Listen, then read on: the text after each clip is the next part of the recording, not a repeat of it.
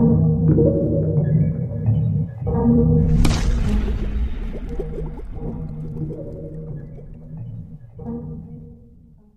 pagi Bapak Ibu Saudara, bersyukur buat hari ini. Biarlah kita terus bersukacita untuk menjalani hari ini bersama dengan Tuhan.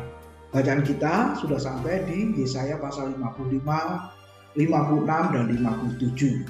Mari kita merenungkan untuk mengawali aktivitas kita Yesaya 55 ayat 6 dan 7 yang berbunyi demikian. Carilah Tuhan selama ia berkenan ditemui. Berserulah kepadanya selama ia dekat. Baiklah orang fasik meninggalkan jalannya dan orang jahat meninggalkan rancangannya. Baiklah ia kembali kepada Tuhan, maka dia akan menyayanginya, dan kepada Allah kita, sebab ia memberi pengampunan dengan limpahnya. Amin. Judul firman Tuhan pagi ini adalah carilah Tuhan. Saudara, di zaman sekarang ini kalau kita ingin bertemu dengan orang, Bapak Ibu, pasti kita membuat janjian terlebih dahulu. Benar? Bahkan mau telepon saja, orang itu akan memulai dengan chatting, baik melalui SMS atau melalui WA, saudara-saudara.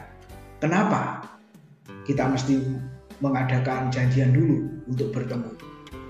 Masalahnya yang bersangkutan berkenan apa tidak untuk kita temui. Nah, saudara, bagaimana dengan Tuhan? Mengapa seseorang itu ingin bertemu dengan kita? Lalu kita juga ingin bertemu dengan orang itu. Pasti ada sesuatu yang sangat penting yang akan kita bicarakan kepada orang tersebut. Benar, Bapak Ibu Saudara? Apalagi kita dengan Tuhan. Pertanyaannya, apakah Tuhan itu begitu penting bagi kita sampai kita mau membicarakan hal-hal itu kepada Tuhan? Kalau kepada manusia saja, kita perlu mengadakan perjanjian terlebih dahulu, bisa apa tidak untuk ditemui.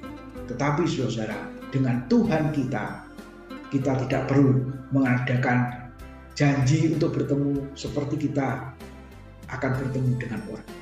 Bapak Ibu Saudara, Tuhan itu setiap saat, setiap waktu bisa kita temui. Benar Bapak Ibu Saudara? Kenapa? Kata pemazmur, penolongku adalah Allah yang menciptakan langit dan bumi. Dia tidak pernah terlelap dan tidak pernah tertidur. Dia terus menjagamu, kata firman Tuhan. Bukankah itu merupakan sukacita dan penghiburan untuk kita bisa menemui Tuhan? Lalu berikutnya, saudara, Tuhan itu dekat. Seberapa dekat, saudara? Nah, kalau kita lihat di dalam perjanjian lama, memang Allah digambarkan sebagai pribadi yang berada di luar umatnya, saudara. Lalu waktu Yesus datang dalam dunia, dimulai dengan zaman perjanjian baru, itu tinggal ada di sekitar umatnya.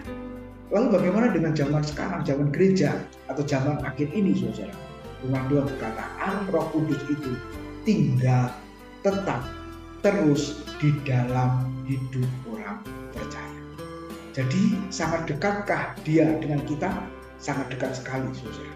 Oleh sebab itu ada waktu yang sangat banyak untuk kita gunakan berseru kepada Tuhan, berdoa kepadanya, mencari dia. Dan yang terpenting, saudara, ayat yang kita baca tadi, Tuhan memerintahkan supaya kita bertobat sebab pengampunan Tuhan itu sangat limpah bagi orang-orang yang mengaku, datang, dan berseru kepadanya. Biarlah kita termasuk orang yang berbahagia karena kita memiliki Tuhan yang sangat dekat dalam hidup kita, yaitu di dalam diri kita. Tuhan memberkati, Tuhan boleh menolong kita sepanjang hari ini. Amin.